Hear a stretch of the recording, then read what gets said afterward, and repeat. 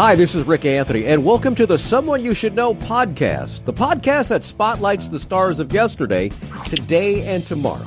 So sit back, relax, have a cold one, and get ready to meet someone you should know. Now, many of us are lucky enough to play a musical instrument. Now, there's a few that are actually proficient at it, and even a fewer number that can do it professionally. And then you've got today's guest who takes it to a totally different level. This guy is exceptional at his craft. His musical career began, would you believe, at the ripe old age of 2 with classical violin training.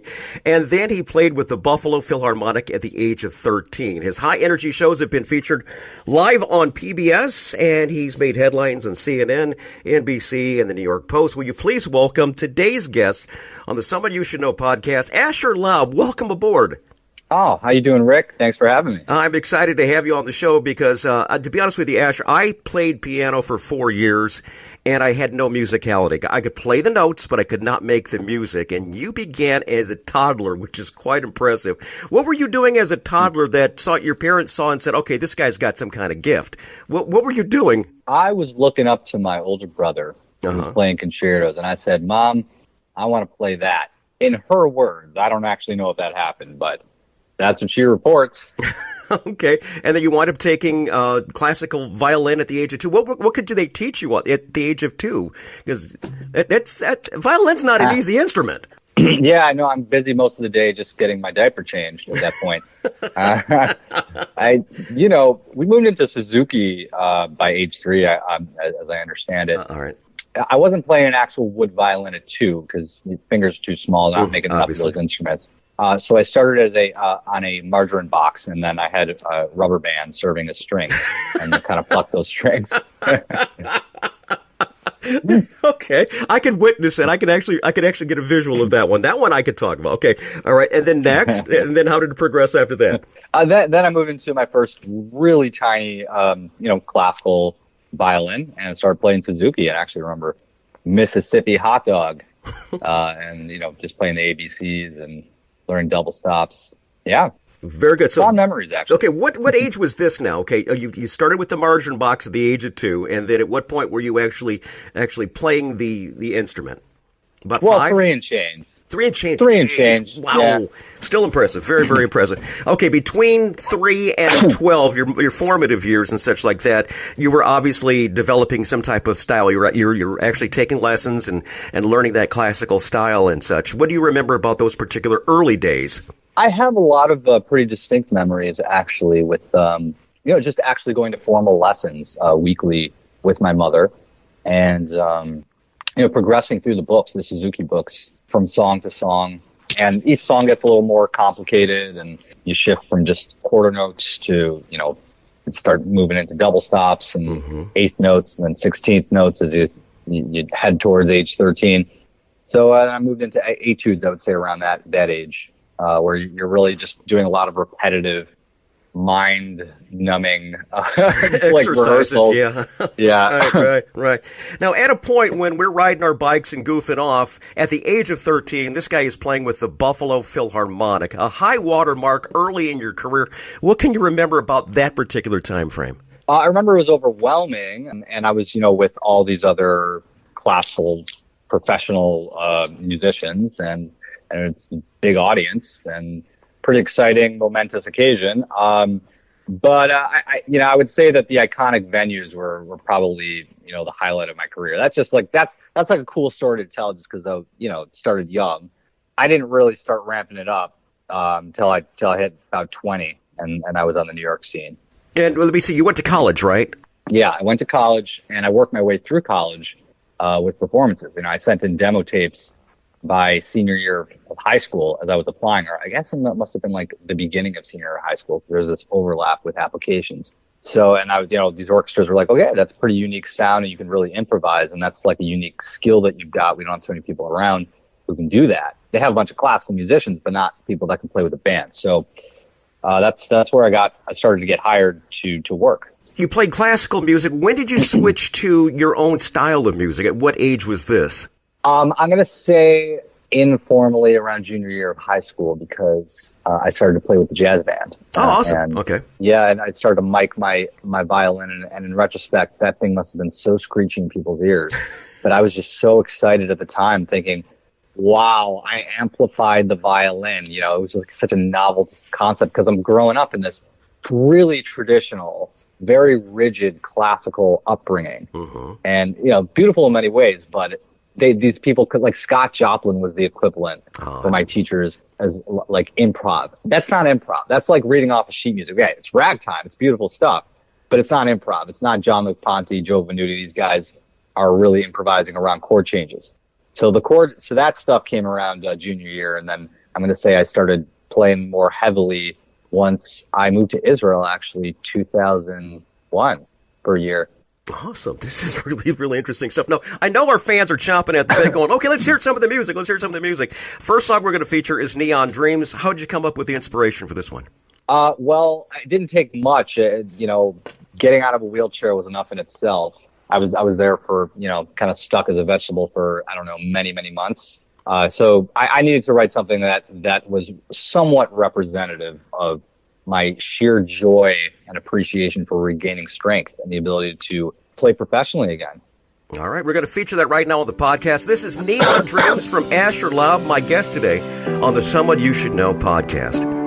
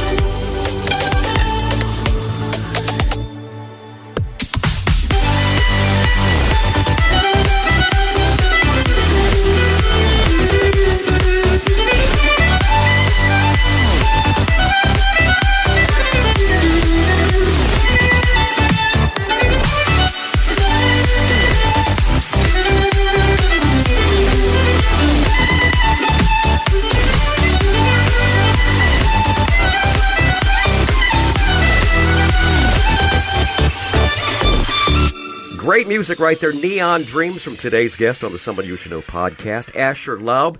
In 2014, you started talking about this when you were introducing the song Neon Dreams. You were confronted with some health challenges that impacted your mobility and your life. What exactly happened, and how did you reinvent yourself? To give it a label, it was adrenal insufficiency. So when you don't have enough hormones being produced in your body, you're not really able to physically manage anything. So, but to your question, I just wanted to give that little preface. But you want me to talk about how I shifted into neon dreams, How did you make that transition? Because when you look at the video, there's dancing going on and everything. So I wanted to find out, how did you make that transition from that disability, that temporary disability, to actually getting yourself back to who you were and moving on to the next phase of your musical career? In many ways, that dancing, and then when you combine that with music, is like the ultimate physical expression of like just what's going on in my head when I'm playing and hearing music that's just melodic and beautiful. And I never would have done this prior to 2014, but I just felt compelled to just express myself in every possible way I could, and sort of in a way that people just saw how intense I wanted to feel the music. And that's kind of where it all started. And I think it started with some requests to like work with choreographers and dancers, like some private events, corporate events. I'm like, yeah, let's do this. And we started working in the studio, and it was working pretty well. And really, I got to say, it started probably in middle school, this whole like movement choreography, because I was doing gymnastics for a number of years. So doing flips and these things came pretty naturally to me. And just the physical orientation is something I generally excelled at, starting, riding the bike at 4. So this stuff, with a little bit of practice, it worked itself out pretty naturally. All right, very good. Now, here's a question for you. You faced a disability for a time there. What advice would you give to anyone, especially musicians who are facing disabilities now? Well, I wouldn't just sort of accept the status quo, accept what practitioners are telling you is okay, your limitations per se. Yeah, you could say, well, okay, I have XYZ disease. It is what it is. It's a genetic disease, and I understand that. It's just so much that you can kind of control. But if you have an accident, or you have a situation that's maybe epigenetic, it's maybe sort of an expression of what has happened, some trauma in your life.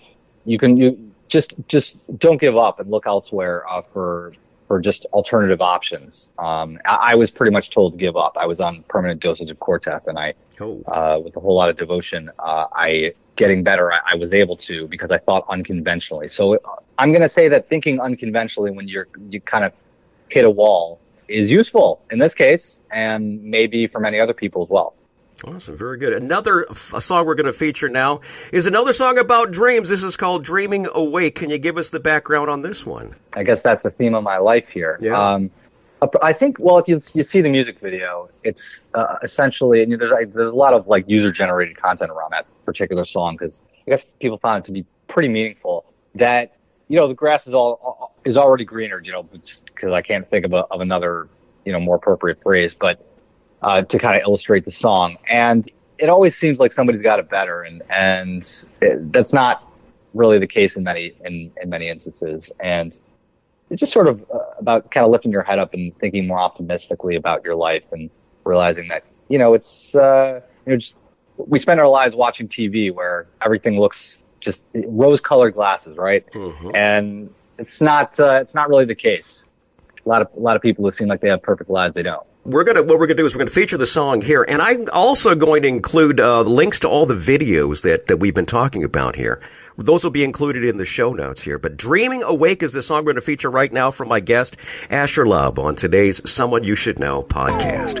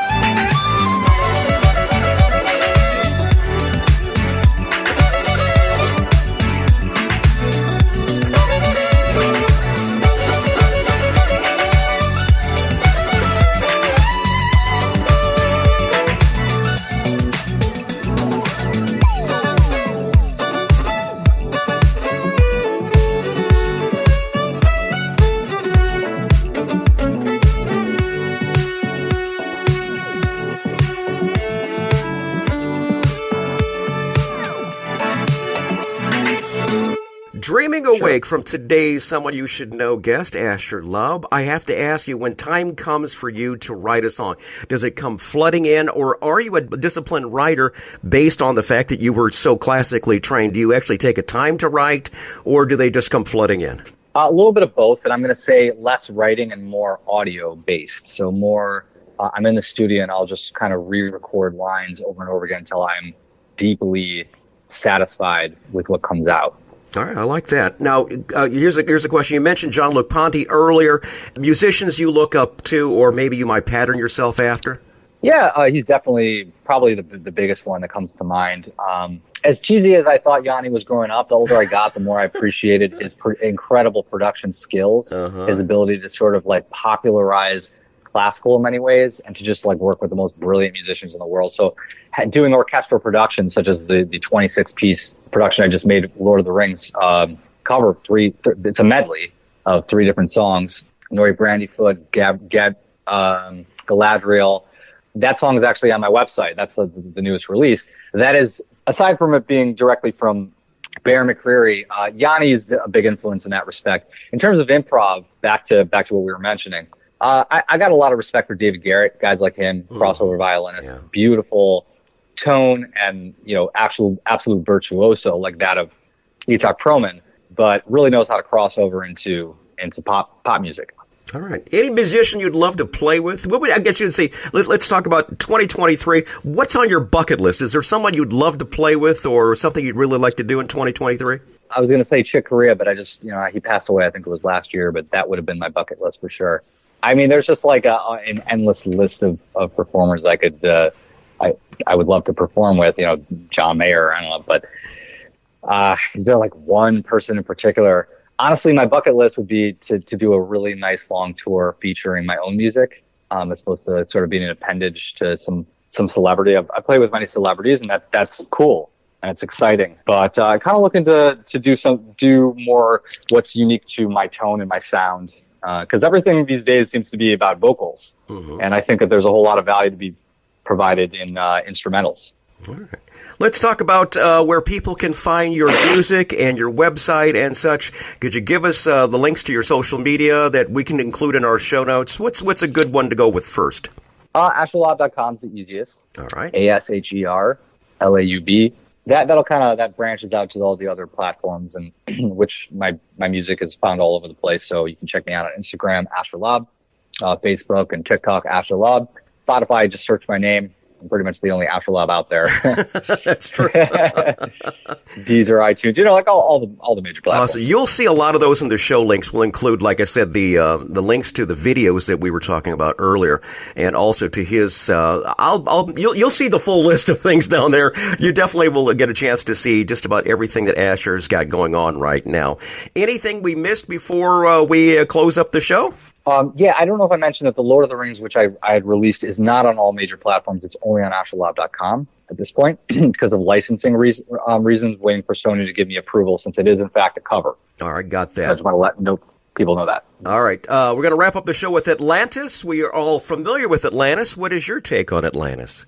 That's kind of a story about the ups and downs of life and riding the wave, so to speak. The lows and the highs are inevitable, and that's not something we can control, but we can control sort of our perception and the way we feel and react to those highs and lows. It starts kind of ominous in the beginning, rises to a climax, and it's cyclical, just like life is. And then there's something beautiful about that. And I'm hoping that, people can kind of use that as inspiration in their own lives without the lyrics, because it doesn't really tell you what to think or how to feel, but it kind of gives you the feeling through the music and the melody. All right. Asher Laub's been my guest today on the Someone You Should Know podcast. Asher, it's been a treat to have you on, man. And especially for the music. You're going to absolutely love this guy's music. It is, granted, this is Christmas time. This is not Christmas music, but this is just damn good music you can hear any single day and just enjoy. I was playing it for my wife last night, and she was enjoying it. And I think you're just going to love this guy. Check him out. Go to the links below and check out everything that Asher's got going on. And if he happens to be coming to your town in 2023, or beyond, make sure you check him out. The guy's got a lot of energy, and he's just very, very talented. Asher, thanks for being on the show, man. I really appreciate this. Oh, Rick, it's been a pleasure. Thanks so much for the opportunity.